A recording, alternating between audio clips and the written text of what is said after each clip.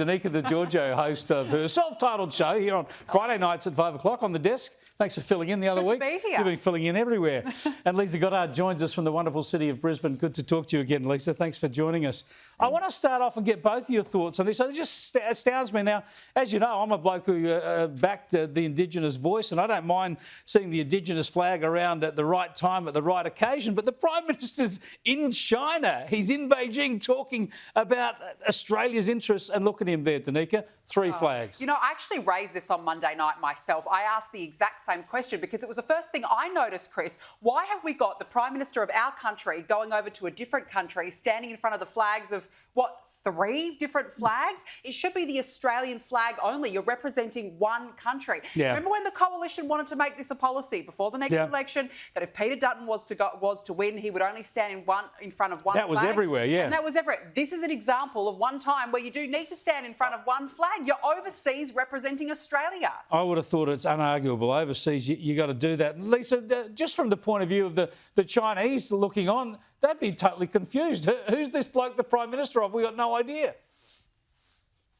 Well, exactly. I agree with Danica, no surprise there, that it should be just one flag. But, Chris, I thought back to the COP29 images that we saw just recently that were replayed. And remember that the Australian pavilion there, which cost us, what, $1 million in taxpayer money, they were actually doing a welcome to country in a different country. Yeah, so we should that's be grateful right. We did that on this show. Prime Minister How standing good there was in China.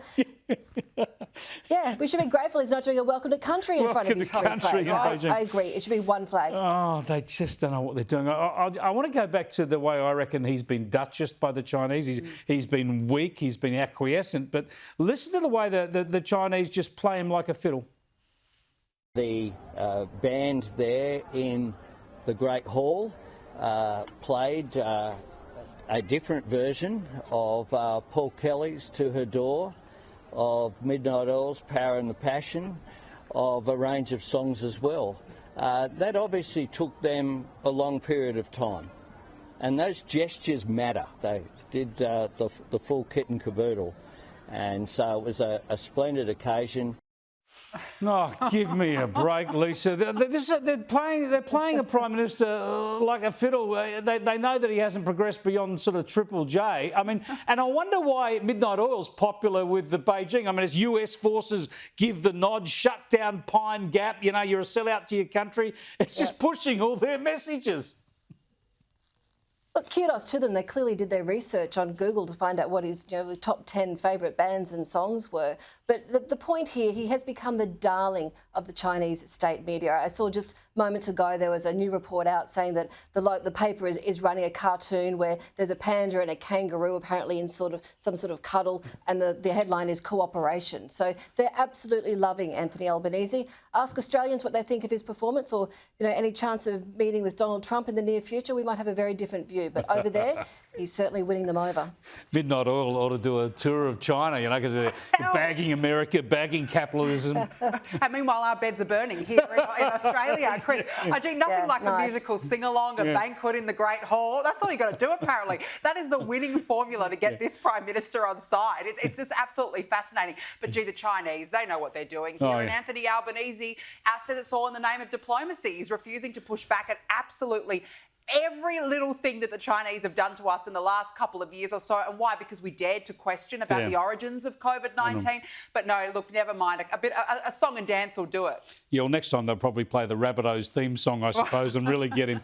Let's go to an old mate of ours from Sky News, a colleague, used to be a regular contributor here, and that is Nicholas Rees, former Labor Party staffer, of course, now Lord Mayor of Melbourne. There was a story out last week about his excessive overseas and domestic travel bill, but he's off overseas again, apparently. The next trip he's off into Asia, I think China again, but certainly around Asia at a cost of $80,000. That's on top of $114,000 since the end of 2020. He's having a ripe old time, isn't he, Danica? Why is everyone going to China at the moment? Have we missed something, Chris? What is going on?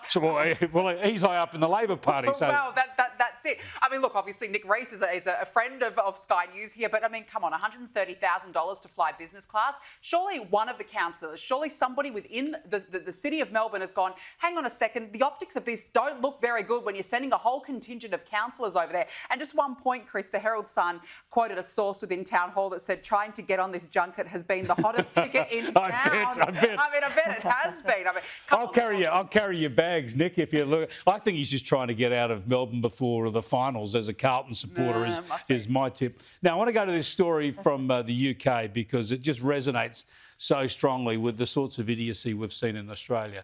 And this is a diversity day where they encourage all their students to wear attire that symbolises their nationality and their heritage. And a girl turns up in the British flag, like Spice Girl, proud of her British heritage, and she's told off. They try and get her to change into an old uniform. In the end, sit her in the office until her father can pick her up and take her home. This is just outrageous, Lisa. Yeah, how dare you be proud of your own heritage and be proud of your own country? That's what this has come down to. You know, I spent a long time working in America, and many, many houses over there, no matter where you go, will have the US flag proudly flying outside of their houses. Here in Australia, you barely see it. And in the UK, you now have a 12-year-old schoolgirl being admonished because she dared to wear the flag on her dress. I think on this one, I'm glad the father actually has made a point of it and spoken out publicly, but that school should hang its head in shame. They sure It's reverse should. discrimination. They've apologised. It's a bit like that in Australia now. People say it's sort of almost racist to raise the Australian flag. It's outrageous. The schoolgirl is only 12-year-old. She's in year 7. Her name was Courtney Wright, and here's what she had to say. First teacher I saw, she straight away just took me to go get changed. She didn't want to hear about my dress or see it. She just straight away wanted to get changed and not be in it.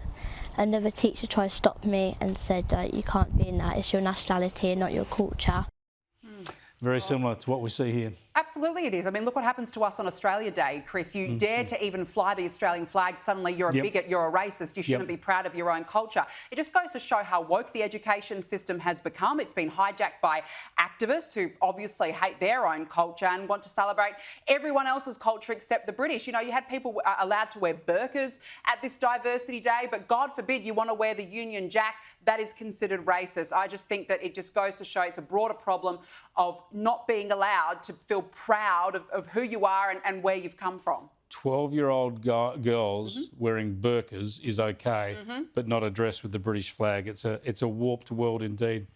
Let me go back to the US, though, because I'll just share this with you. There's a lot of talk and all sorts of conspiracy theories about the Jeffrey Epstein files, supposedly, who's on the list of names and all the rest of it. But Donald Trump, who's one of the many celebrities who's been photographed with Epstein over the years, well, he said today that he doesn't even understand why everybody's interested in this stuff. Have a look. These files were made up by Comey, they were made up by Obama, they were made up by the Biden. It's going to be up to her. Whatever she thinks is credible, she should release. I don't understand why the Jeffrey Epstein case would be of interest to anybody. It's pretty boring stuff. It's sordid, but it's boring. There you go. If it's so boring, why aren't they releasing it, Lisa?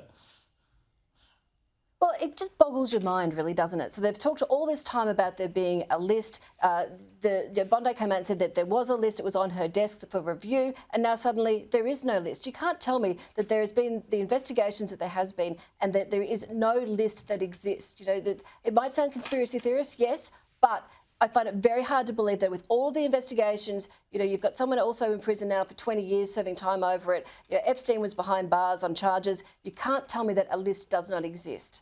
Yeah, just quickly, if there's nothing to hide, just get it out there. Just get it out there. Why? I mean, and obviously, come on, Donald Trump, we know why. We want the list out. We're all very curious here. Release it, please. Oh, he's playing dumb. I don't know why everyone's interested in this. Give me a break. Thanks so much for joining us, Danica and Lisa. I appreciate it.